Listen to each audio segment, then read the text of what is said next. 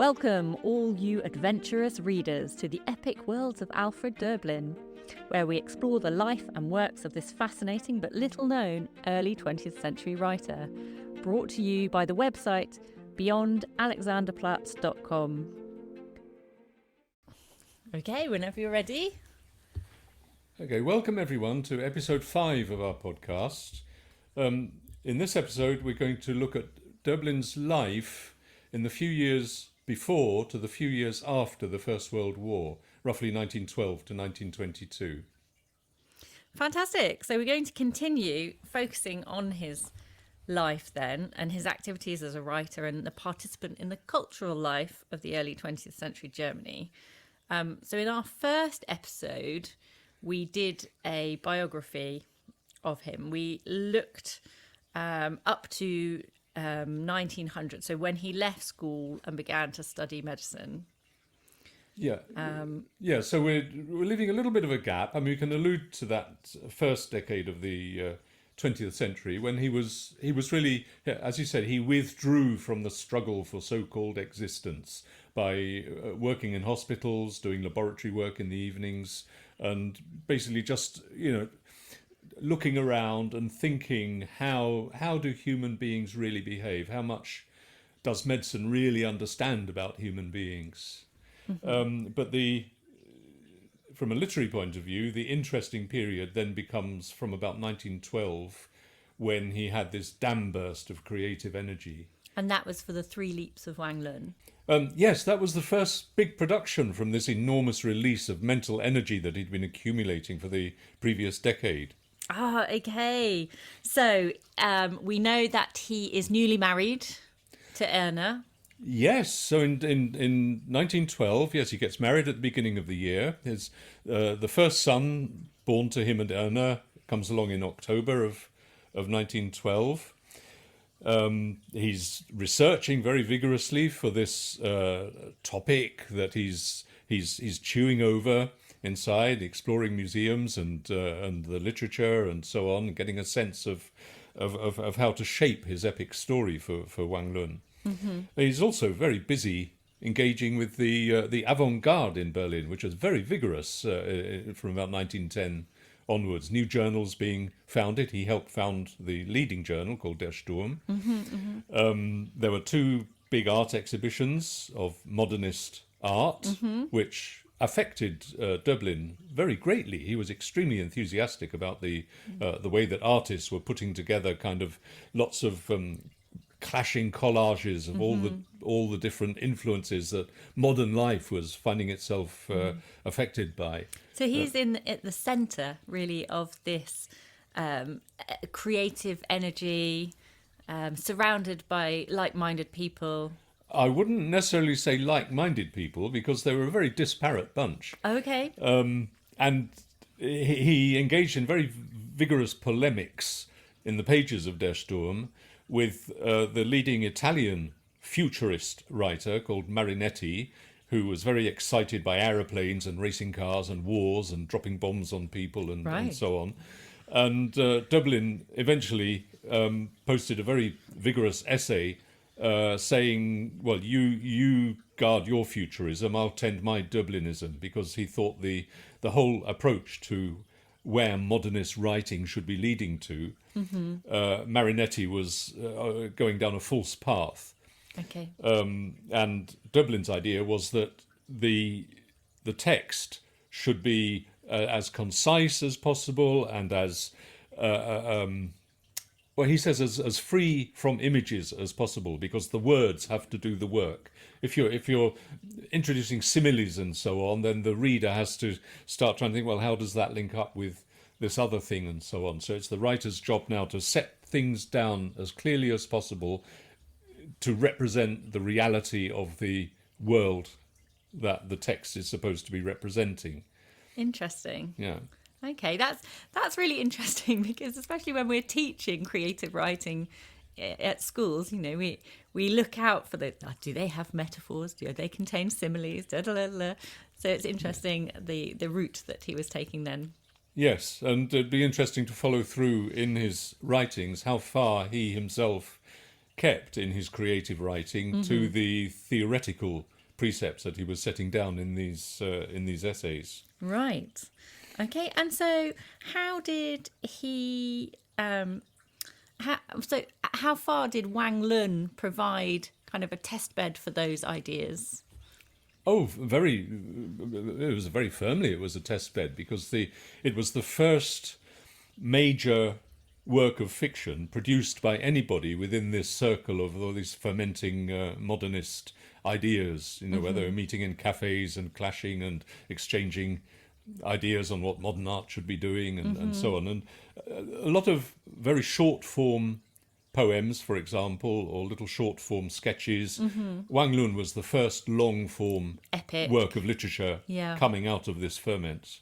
And can we just remind readers, when we're talking about, listeners, not readers, readers as well, but listeners of the podcast, how long is Wang Lun in terms of pages for an epic? It's about, let's say 500 pages. Okay, great. Yeah. And we're coming up to the outbreak of war.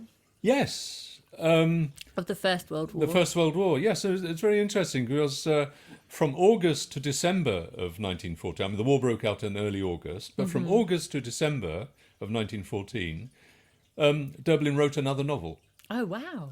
Not an epic as such. It was a more kind of 200-page typical length novel, but with some very kind of strange characters in it. It was very recently translated by Anne Thompson, who self-published it on Amazon. Okay. So people can look for it there. This is called Vadzek's Fight Against the Steam Turbine, I think she translated it. Yes. Wow. And he'd originally thought of this as the first of a series of novels. The next one would be The Fight Against the Petrol Engine, which he abandoned it anyway. He went into other directions. Interesting. But he volunteered for the army in December because he realised that if he volunteered, he should be entitled to an officer's pay, being a professional doctor. If he'd waited to be called up, he'd be called up as a private. And there'd be a huge difference in the. So he's quite savvy in, Well, he's got a family to look after now. That's exactly what I was going to say. Yeah, he's looking out for his family. Yeah, and it turned out once he got posted off to Alsace-Lorraine or Elsass-Lothringen in this kind of quasi-colony that Germany took over in 1871. Right. Even though it had been French for a few hundred years before that. So he was posted down there in what's now the far northeast corner of France to discover that the army didn't really know how to treat him because supposedly, according to the law, every year group of young men was liable to be called up for a year's national service at some point. Yes. Well, the 1878 cohort had never been called up. And so he was arriving here in an army uniform. He'd had no military training whatsoever. Gosh. And they kept saying, "Oh no, you have to go off to the the bureaucracy that deals with the 1 year conscripts and so on."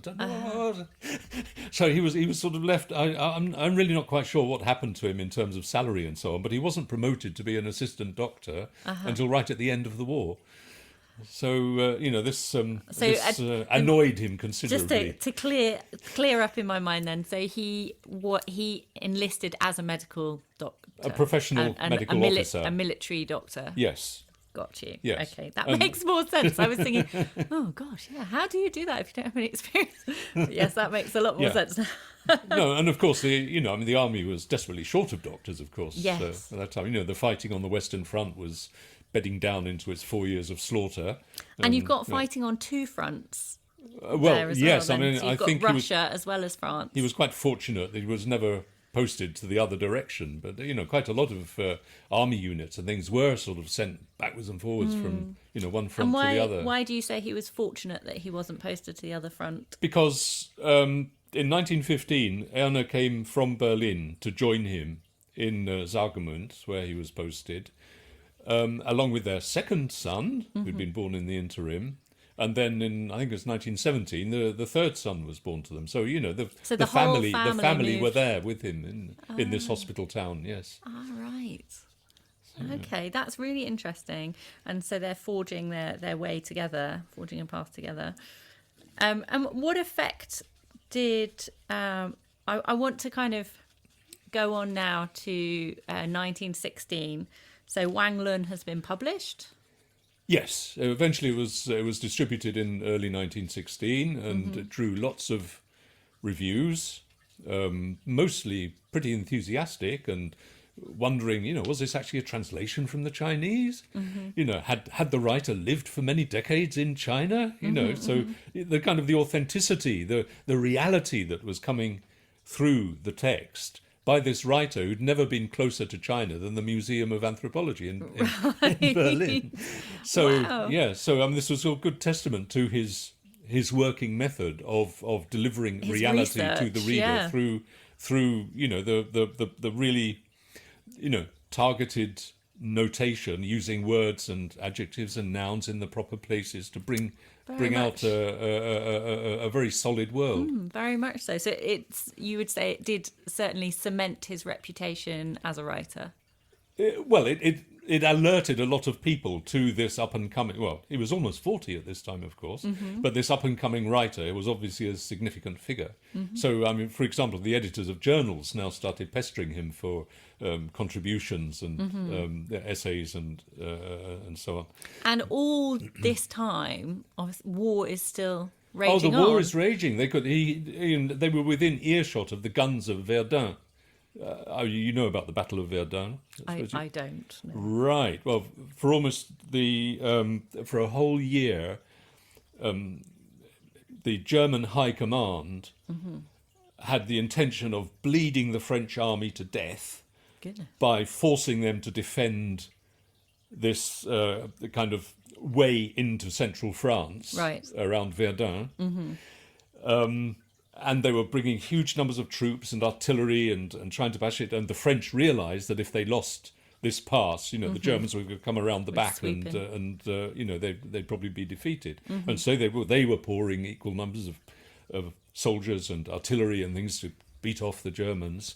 And the entire battle lost something like almost 1 million men. Oh my goodness. There's a very moving kind of memorial set out around there. In one building, it's called the ossuary, right, from the Latin os, meaning a bone. Right. Because this is just it's been sculpted masses around the walls of Wow. skulls and leg bones and goodness. things. Yes, it's very moving, very grim.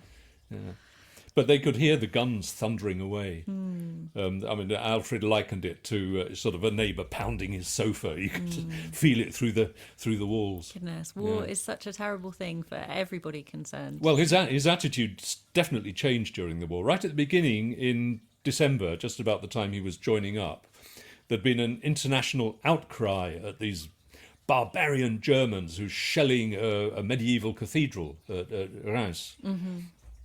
And he wrote a very indignant piece saying, where were all these cultural figures and artistic figures at the beginning of the war? They all crawled off and became very patriotic for their own their own state, their own country, and so on, and had no concern at all for culture. And now suddenly they're attacking the Germans for doing something that was what the Germans said was militarily necessary, because the French had been using the tower, the steeple, as an observation point to target their artillery.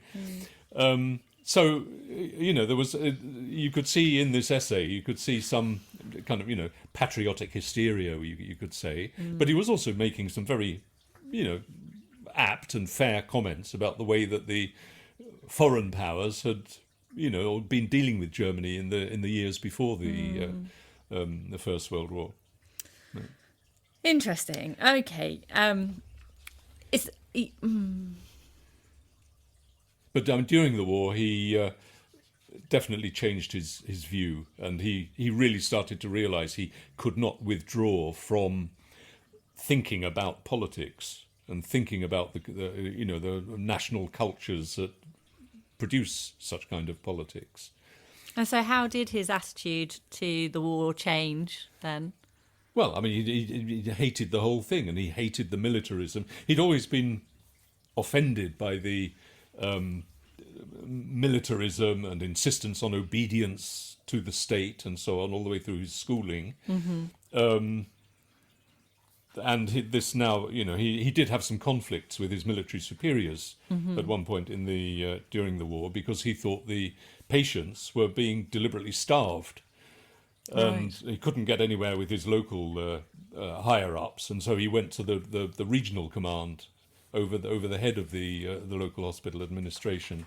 And so the result was that he and his family had to move down the road to the town of Hagenau, which was about halfway down the road towards Strasbourg. They were relocated because to another hospital. He was being a nuisance. Well, he was being a nuisance, or they couldn't solve the problem without getting rid of one of the offending parties. You say, and he was the junior, so had to off go. he goes. Yes, yeah. But it was good for him because he was much closer to Strasbourg, which had a magnificent library, and so he could much more easily obtain sort of materials he needed for his research on the 30 Years' War.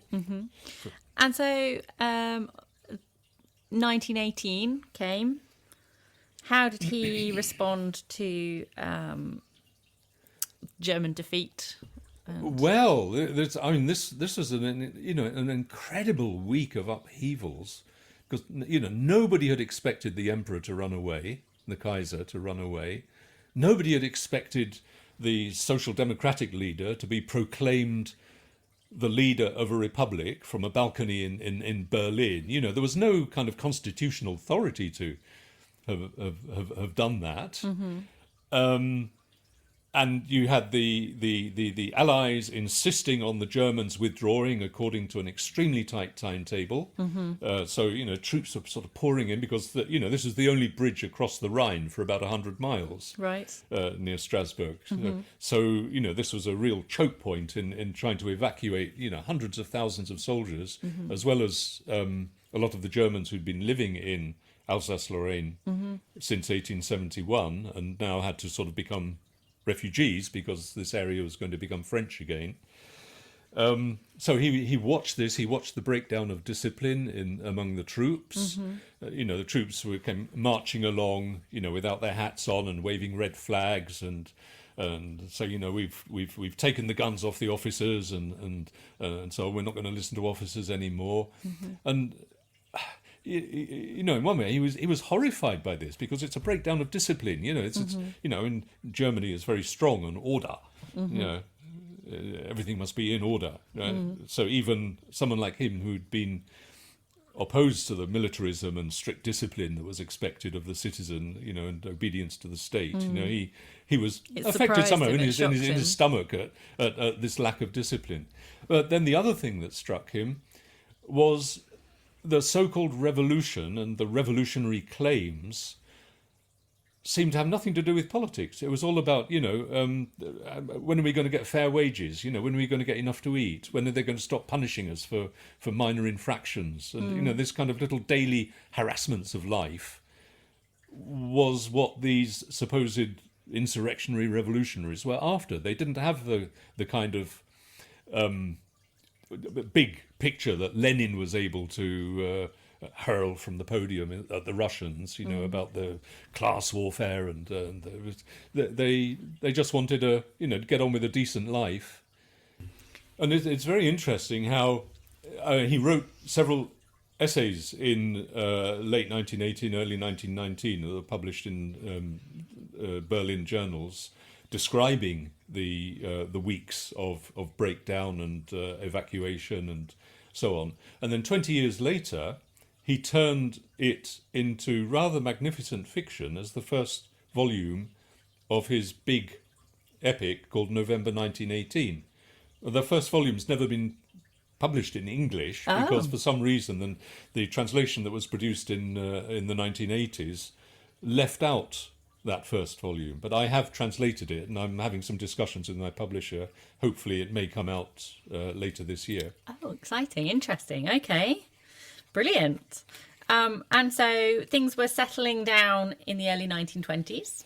It's difficult to see them as settling down, I think, because the Versailles Peace Treaty was disastrous for the Germans. Well, disastrous for the rest of Europe as well, as John Maynard Keynes very perceptively pointed out. You know, the desire for punishing the Boche overrode kind of sensible statesmanship. And so Germany was forced to pay huge amounts of reparations for its having had sole guilt for starting the war, which meant that their currency was continually being devalued. You know, there was a dreadful devaluation in 1922-23, which you know was a big shock to, you know, the middle classes were basically wiped out. And also, I mean, in the spring of 1919, in the district where Döblin had settled and was to remain until his exile in 1933, in the east of Berlin, in the Alexanderplatz area, there was actually a workers' uprising against the Social Democratic government, which was basically controlled by the military and some very kind of fierce factions within the military, which thought the civilians had stabbed them in the back, and therefore they should get their own back on these wretched civilians.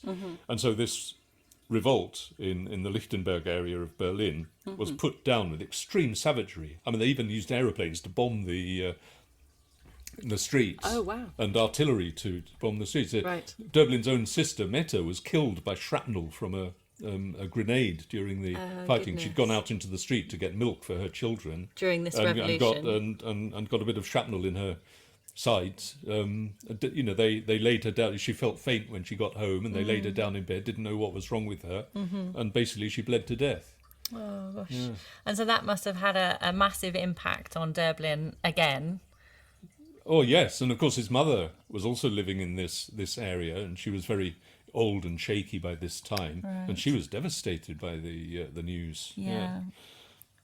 And so I do feel like we need to get back to his how this was all influencing him. So what was happening with him personally? Right. Well, I mean, during the war, he had 2 periods of quite serious stomach trouble, where he had to go off for several weeks to convalesce. Right.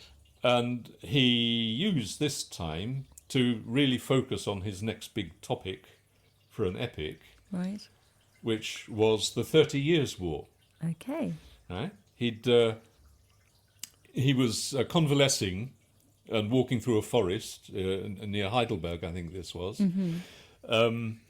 And he'd come across a notice in a local paper about a Gustavus Adolphus festival.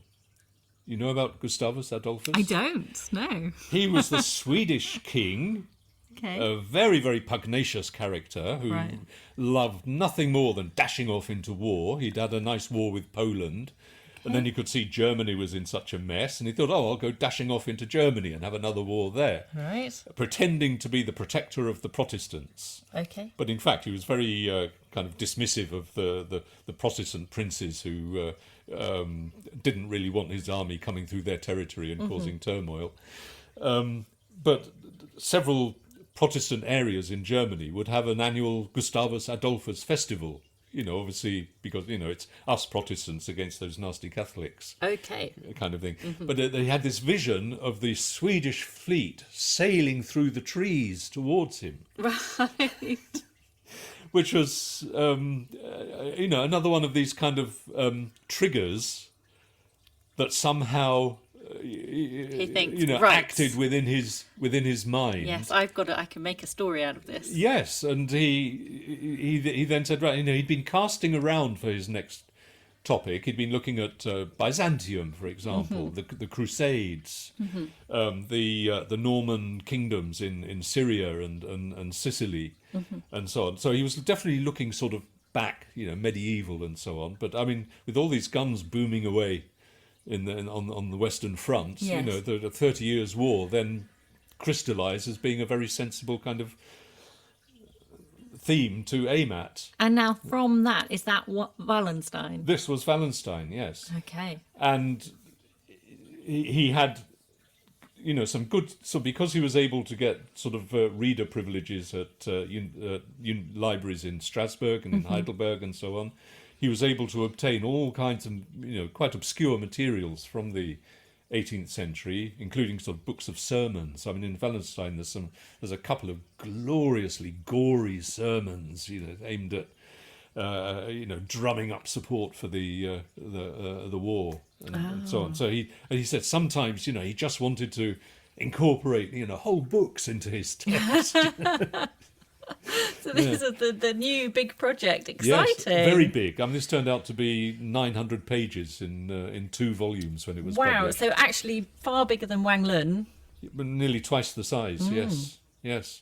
But very little kind of wasted text. It's just a huge. I mean, one critic described it as an enormous wall painting for short-sighted people. Okay, so very because intricate there are so many, detail, like a mosaic, and each mosaic is very, very real and intricate. But if you move away, it's just one little blob in a patch of colour. Yeah. Now, Chris, just briefly touching on Wallenstein. I know we will go into more detail in later episodes. Yeah. Well, yeah. My plan really is that we should cover the epics that are already available in book form in English. Yeah. And then we'll can backtrack a bit and fill in the ones which haven't yet been published. Okay, because I know that I read in one of your I read something about mosquitoes. Is that Wallenstein? Yes. Yes. That's right. That's yes. good. Yeah. Well, look out for that then, listeners. It's very exciting. No, in fact, I'm suggesting that the reading we do for this episode should be a very nice little excerpt from Wallenstein. Oh, that leads us nicely into it then. Oh, are we ready for a reading now? I feel maybe we are. Do you feel that we have covered what we wanted to cover? So the aim of this episode was to look at 1912 to 1922. Yeah, we could just look forward a little bit, perhaps, to what was fermenting away in him at the end of that decade, in 1922. Yes. And he was already well advanced in thinking about his next big theme, which was the far future. Right. In Mountains, Oceans, Giants. Interesting. And so is this the 27th century? 27th century, yes. Wow. And then, of course, beyond Mountains, Oceans, Giants, he then produced this most extraordinary and unexpected epic in verse. Manas. Set in the Himalayas. Are you proud of me? Can you remembering all these titles? I'm giving you little tests all along, Katie. My knowledge is growing and developing. Yeah. But the interesting thing is you can trace a steady kind of intensification of his the way he applied his ideas about language and the purpose of language in producing this very solid sense of reality in these different epic worlds. When was Mountains, Oceans, Giants published? 24. Or finished? 24. It was published in 24. When did he start writing it? He started thinking about it in around mid-1921. And so that we know that he really enjoys going into detail in terms of his research. And so how do you go about researching a distant future then? Well, his initial impetus was this idea of melting all the ice on Greenland. And where did that come? Where did that idea come from? Was it in the popular media at the time? Well, there was a lot. Yeah, I mean, there was quite a bit of sort of pulp science fiction going around and so on. But he said he didn't want to go off to the stars. Mm-hmm. This was going to be an epic on the Earth, right? Expressing something about the Earth. So he started exploring maps of Iceland and glaciology and volcanology and ocean currents and so on. And he also, very interestingly, he also researched kind of African anthropology exhibits and literature and so on, which comes up very well. We're actually bleeding into the episode dedicated to Mountains, Oceans, Giants here. Let's not talk any more about that then. Let's get on to our reading. Yeah. So what I've chosen, there's a delightful little scene. It's barely sort of 3 paragraphs long. Okay. In Wallenstein. towards the end of Wallenstein. So the war's already been going on for a couple of decades at this point, Okay. right? It's a perfect little scene. It paints a scene in words in a way that recreates the scene with great fidelity in the mind of the reader, Okay. because each word is exactly in the right place to, you picture it. It's a picture. And can I just... So is he still at this stage being precise with his language? Before we touched on, he didn't want to use similes and things like that. He wanted the words to paint the picture rather Let's than... see how he does that in these 3 paragraphs. I look forward to that then. Right. So it begins. The camp near Pilsen. Around the walls, wooden huts, tents, hollows in the earth, farmyards, gradually becoming villages that punctuate miles of stubble fields and copses. Near the town, surrounded by swampland, fringed by trenches and booby traps, accessible only by bridges, is the artillery, noisy smoking smithies, patrolling sentries, cannon on wheeled trolleys. Here and there black heaps of cannonballs on straw, covered by sailcloth. In the cold morning sun, sleepy powder monkeys carry huge tongs, long-handled shovels, logs for levers across to the artillery park. In little lean-tos, fletchers at clamp benches twist sinews for bowstrings. Occasional tumults of barking and shrill human shouts. Music, military march, slow tempo. Across from the town wall, deep bass soldiers' voices. To war with a laugh and a curse, to war with a laugh and a curse, we had neither money nor purse. To Seven Gates town we came, to Seven Gates town we came, we had neither bread nor wine. We came to Friuli sweet, we came to Friuli sweet, not one with a bite to eat. The ensign marched alongside the many-plumed captain. A long pole braced at his midriff supported the stiff cloth of the standard on which was blazoned the captain's colourful coat of arms, fledgling birds stretching their necks up from the nest. The captain disappeared into a cottage, and the company broke up. 3 musicians continued to play in front of the cottage. Bells, drum, fife. Legs lifting daintily, loose hose to the knee, edged with long strips falling at the sides. Pointed shoes with ribbons and buckles. On their heads, big, wide-brimmed tasselled hats. Children and dogs chased about them. Over the drummer's right shoulder, the button-studded leather strap from which the drum hung by his left leg. As one hand lay slack against the glinting rim, tapping rapidly, almost automatically, now loud, now soft, like a gurgling nightingale, the right hand lifted elastically, whipped back and forth to make sharp reports. The left hand incessant, the right now and then joined in its long rim rhythm as if pulled along, and then rat-tatted so vigorously on the skin that the drum shook against the raised knee and transmitted the vibration to the drummer's teeth. He smiled, eyes twitching. The bell player was a mere lad. His left hand rested languidly at his hip. The flowing silk scarf fluttered out behind him. In his right hand he held the yard-long pole, at its tip the glinting star with its hanging bells. His eyes wandered over the children as if he played for nobody, seemed free as the air. He stood rock-steady in a graceful pose. Nothing moved. Not head, foot, rump, just the 2 eyes, their lids, the right arm. Even the arm stayed mostly pressed to his side. The lower arm raised, the wrist turning. With the slightest twitch or turn he could make the bells twitter, clang, boom, blare, proud and enticing like the noise from the beaks of 1,000 birds.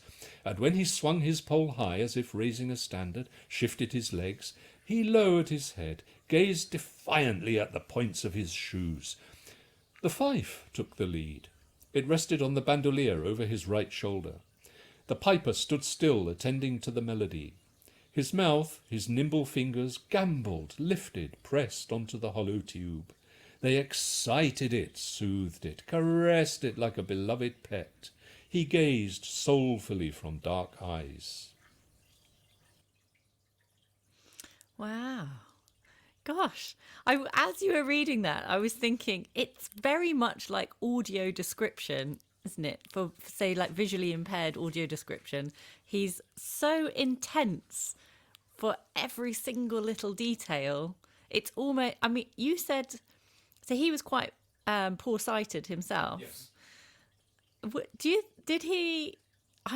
made me wonder if he had looked at a painting in his research, and he had focused on a particular painting for different parts or something like that, because it is so visually descriptive.